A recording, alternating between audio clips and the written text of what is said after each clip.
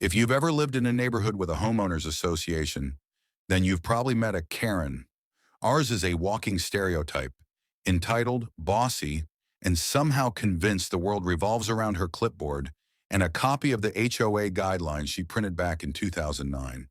But the day she banged on our door, red-faced and ready to fight, she had no idea the very person who could actually make decisions, the HOA president, was sitting comfortably on our couch sipping chamomile tea.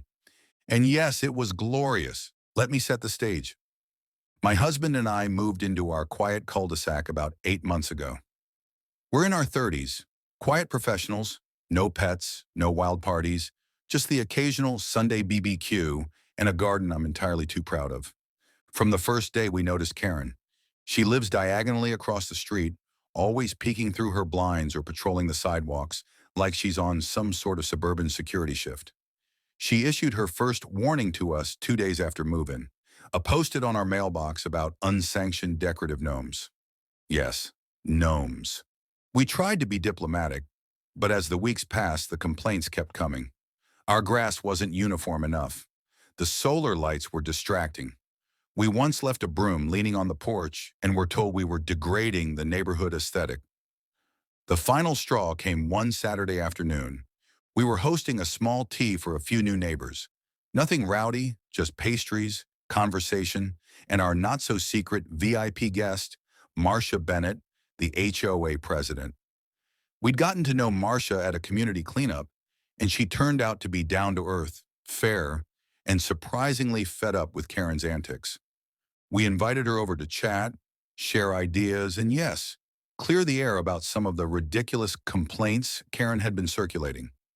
Everything was going great. We were laughing about gardening tips, sipping tea, and talking about starting a community pollinator garden. And that's when the banging started. Not knocking, banging. It was the kind of knock that screams, "I'm not here for pleasantries." I opened the door to see Karen, red-faced, waving a piece of paper in the air. "Are you aware that your trash bins are visible from the sidewalk?" she snapped. I blinked. "It's collection day. They've been out for 20 minutes. "It doesn't matter," she hissed. "It's against regulations, and it's upsetting the aesthetic balance of the neighborhood." Behind me, Marcia slowly stood up and walked into view. "Karen," she said calmly, "is that really what brought you banging on their door during a community tea?" Karen's face dropped. "Marcia, I didn't know you were here." "I gathered," Marcia replied, "which makes it even more concerning that you felt comfortable confronting residents so aggressively, especially over something not even in violation." Karen tried to recover. "Well, I just think it's important we uphold standards. If we let things slide—" "We're not letting anything slide," Marcia interrupted. "We're having a discussion about real improvements. You know, actual community building." Karen floundered for a moment. "But they've had other infractions. Gnomes. Porch items." "I've reviewed their property," Marcia said firmly. "They're well within the guidelines.